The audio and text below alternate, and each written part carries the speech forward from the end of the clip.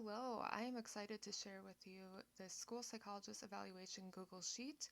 This is a similar but updated and much prettier looking version of what I used when I was a school psychologist. It's really helpful to have a place to keep track of all your evaluations and see everything in one spot. So here you can see the first page, or the first tab rather, are the instructions for the Google Sheet. And you can go through those, how to add more years, and then also the Trello board bonus there.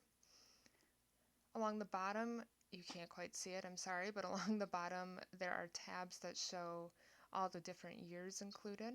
And so every year will look similar. You will have an area where it shows completed, ready for meeting, in progress, coming up, and then that will just go on and on. And you can always add more rows by just clicking on a row, right click, insert row below or above, and go from there. Also, as you look through here, you can see that on the top we have brought to CST, which is child study meeting. Now, any of these things you can change and adapt to your needs. For me, this was a big one of knowing when the child was brought to child study meeting to make sure then we were on track with all of the, make sure everything keeps going, basically the way it needed to go. Making a paper file, for all the protocols and whatnot that you need. Make a checklist in Trello, which will show that. And again, if you don't want to use Trello, that's totally fine. You don't have to. It's just a neat thing that I find helpful. First name and last name of the student, grade and the teacher. As you can see here, I would do 1 dash and then the teacher's name. And don't worry, these are completely made up names. Put their birthday and their current age. I do not have the current age automatically updating, only because if you go back and look at it later and I had it automatically updating, then when you go back, you'll get all confused because the ages will be wrong. So type of evaluation. So I made it so that there's initial or reevaluation.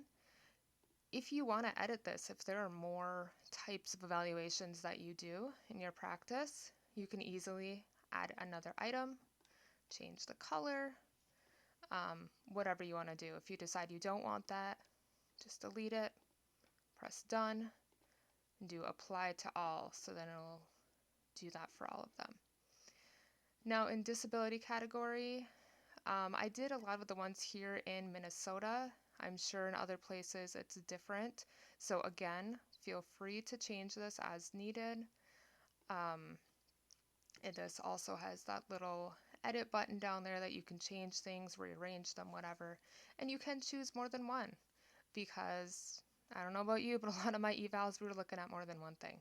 So you can check as many as you need. I realize it doesn't fully show up here. If you want to make this wider, you can. It is all up to you.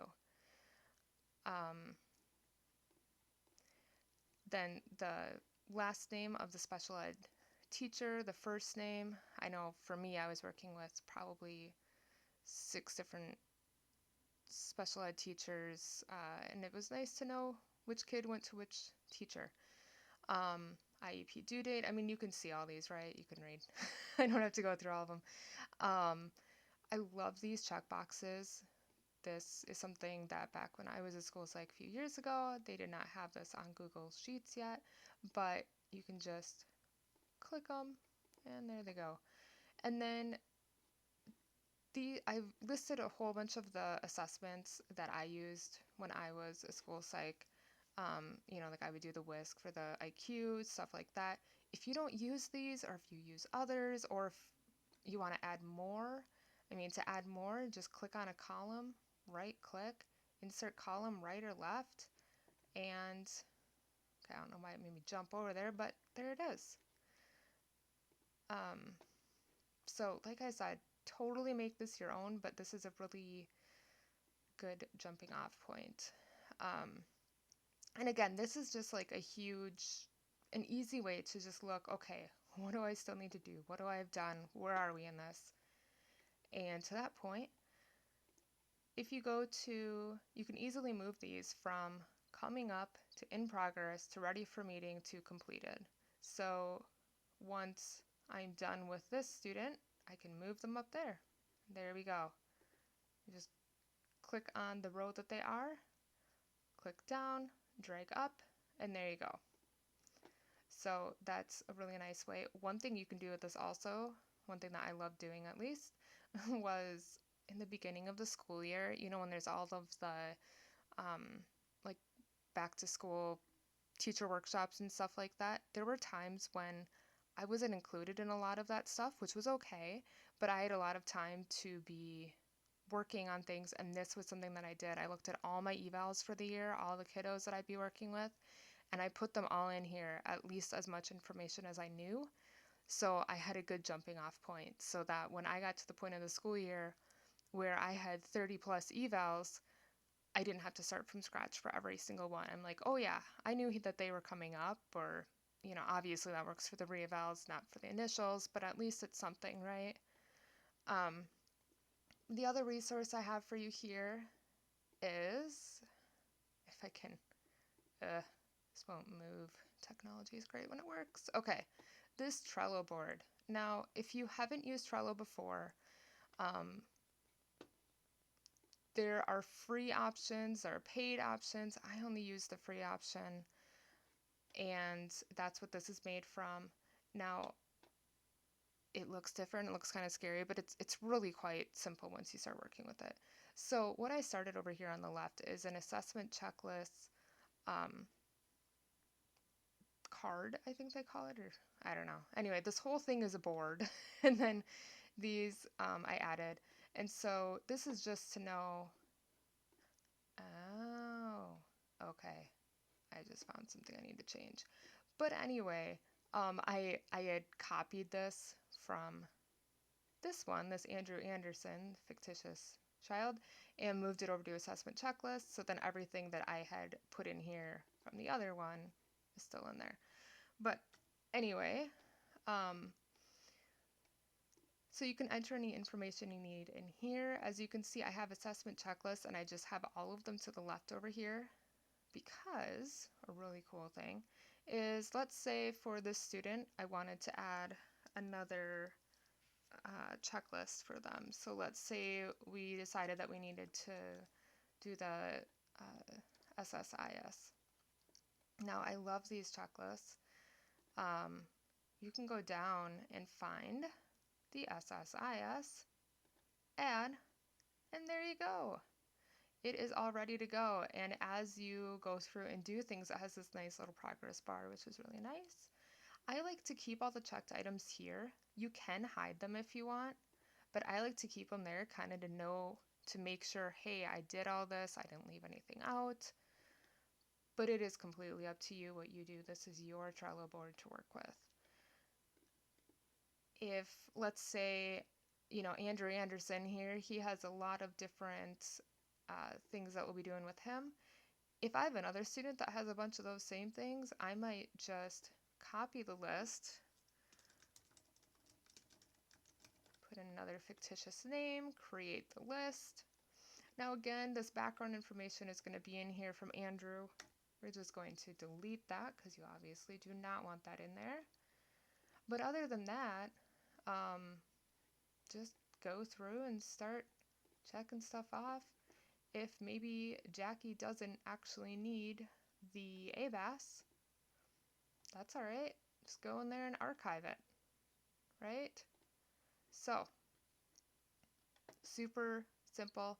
When you are working with this, you can also, like as you see, you can easily, if you want to start from scratch, add another list, do that, or do the copy list that I showed you. When you're done with an evaluation, you can grab it, archive this list, and then you can still go find it in your archive, but it's not taking up space on your board. This board, I have some boards that go all the way to the right, so you can keep going as far as you want. If you want to keep all the cards up here, you can. It is completely up to you. Let's see. You also can move them around, so that's kind of nice. I think that's really about it. I mean, if you want to complete or, add a new assessment, I cannot think of one off the top of my head. Oh, FBA, duh. So if you want to do an FBA, you can always, well, this is for the assessment checklist, so you wouldn't want to put any more information in there for that unless there's some things that you always want to remember. But then again, add a checklist. You can start a new checklist, put in there FBA form to teacher, FBA form to parent,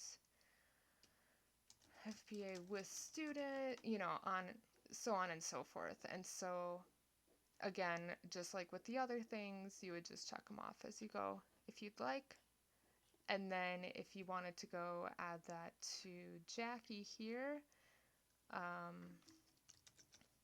FBA, and there might be an easier way to do this as well, but this is how I know how to do it, so that's what we're going with.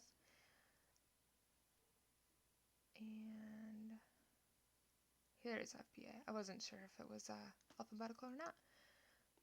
Wow, I just did that. Okay, I guess I should have named it something different. Instead of checklist, I should have named it FBA over there, but you get the idea. So this is a really nice way to be able to keep track. Okay, yes, I know I need to do the whisk with the student, but have I scheduled it with the teacher and, all of that stuff. And if you don't want to keep track in here, that's okay. If you want to keep track in there, but not keep track of all the different assessments in here, that's okay too. Just delete whatever you don't need, add whatever you need, whatever works for you. And as you can see here, we have 2024, 2025, which I know is almost over, but I felt bad if I didn't have it in there. And we've got, 10 more years. And to create a new one, I would suggest going from a blank eval